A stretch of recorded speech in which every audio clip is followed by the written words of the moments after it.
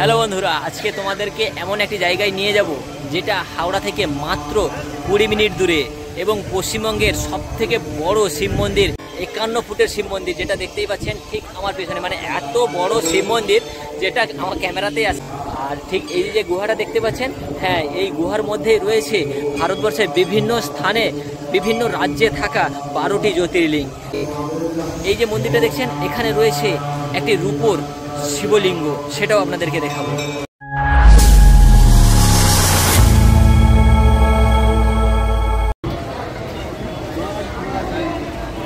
এখন আমি আছি হাওড়া স্টেশনের ঠিক সামনেই, আর এখান থেকেই গাড়ি ধরবো, ধরে যাব নতুন শিব মন্দির। চলো।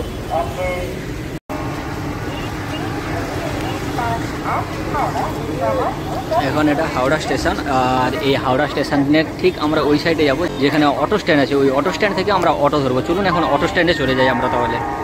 দেখছেন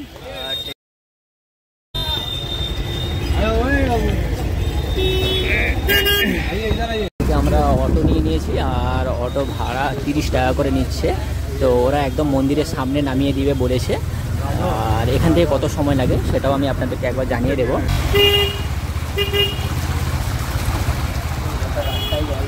অটোওয়ালা 20 মিনিটে আমাদের পৌঁছে দিয়েছে শেঠ বংশীধর জালান স্মৃতি মন্দিরের ঠিক সামনে। 1953 সালে 12ই ফেব্রুয়ারি আমাদের রাজ্যের প্রাক্তন মুখ্যমন্ত্রী ডক্টর বিধানচন্দ্র রায় শিবরাত্রির দিন এই মন্দিরটি উদ্বোধন করেছিলেন। এই মন্দিরটি খোলার সময় সকাল 5টা এবং দুপুর 12টায় বন্ধ করে দেওয়া হয়। আবারও খুলে দেওয়া হয় বিকেল 4টের সময়, আর বন্ধ করা হয় রাত্রি 9টার সময়। তারপরে আপনারা যখন এই রাস্তা দিয়ে হাঁটতে হাঁটতে মুখ্য মন্দিরের উদ্দেশ্যে এগিয়ে যাবেন, তখন রাস্তার দুই ধারে দেখতে পাবেন অসাধারণ গার্ডেনিং করা রয়েছে। চলুন আমরা এগিয়ে যাই সামনের দিকে। দেখছেন, এটাই কিন্তু এখানের মেন মুখ্য মন্দির, আর এর মধ্যেই রয়েছে রূপোর শিবলিঙ্গ, ওটাও আপনাদেরকে দেখাবো। তার সাথে সাথে এখানে যে মেন বিশেষ আকর্ষণ 12টি জ্যোতির্লিঙ্গ, সেটাও আপনাদেরকে একবার দেখিয়ে দেবো যখন আপনারা প্রবেশ করবেন। আর এখান থেকে আপনারা দেখতে পাবেন হাওড়া জেলার সবথেকে বড় 51 ফুটের শিব মূর্তি। এই দেখুন ঠিক আমার সামনেই, এত বড় যে ক্যামেরায় আসছেই না।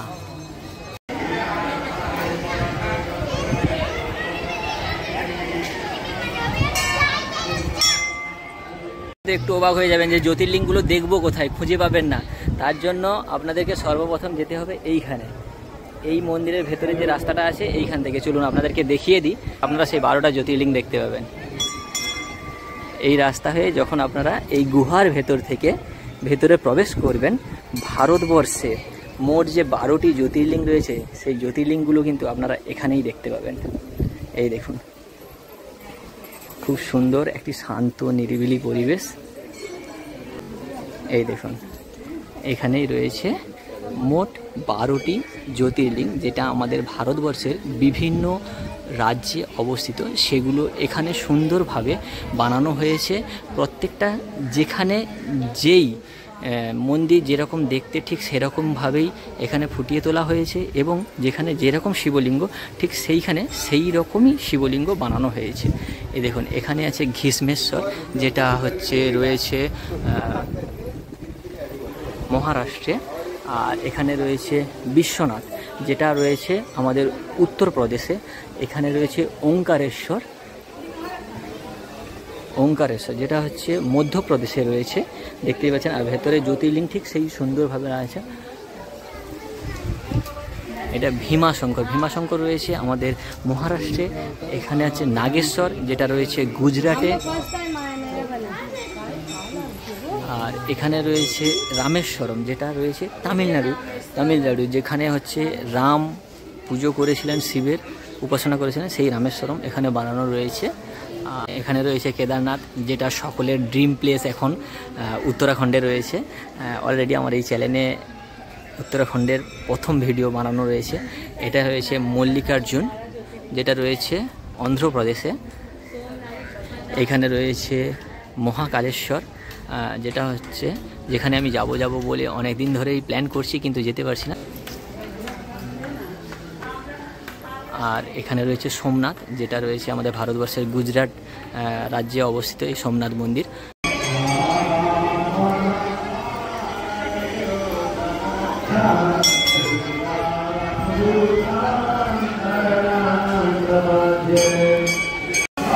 এই শিব মন্দিরের ঠিক পাশে কিন্তু দুটো ঘাট রয়েছে। ওইখানে যে ঘাটটা রয়েছে ওটা শুধুমাত্র মেয়েদের জন্য, আর এখানে যেটা ঘাট রয়েছে এটা কিন্তু ছেলেদের জন্য। এখান থেকে কিন্তু আপনারা হেঁটে একদম গঙ্গাতে হাত পা ধুয়েও নিতে পারবেন। আমি সেই গঙ্গাতেই যাচ্ছি হাত পা ধুতে।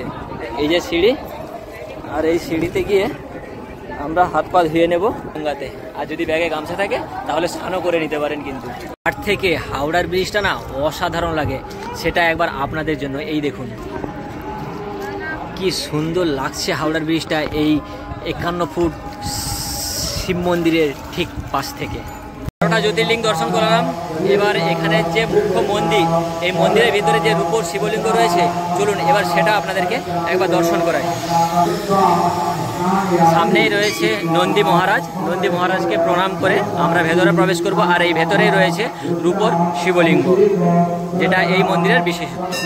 যেটা আপনারা দেখছেন এটা কিন্তু পুরো রূপোর মন্দির, দেখতেই পাচ্ছেন পুরো রূপোর শিবলিঙ্গ।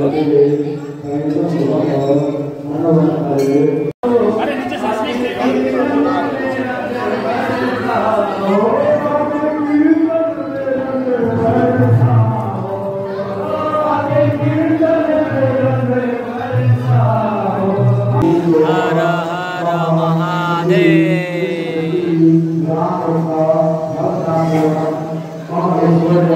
বাসটাই কিন্তু মেন মন্দিরের দরজা বন্ধ হয়ে গেছে,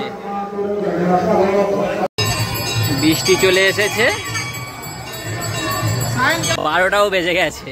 মন্দিরের গেট, সমস্ত গেট পুরো 12টা বাজতেই সব গেট বন্ধ করা শুরু হয়ে গেছে। এখন অলরেডি বেজে গেছে 12টা 10।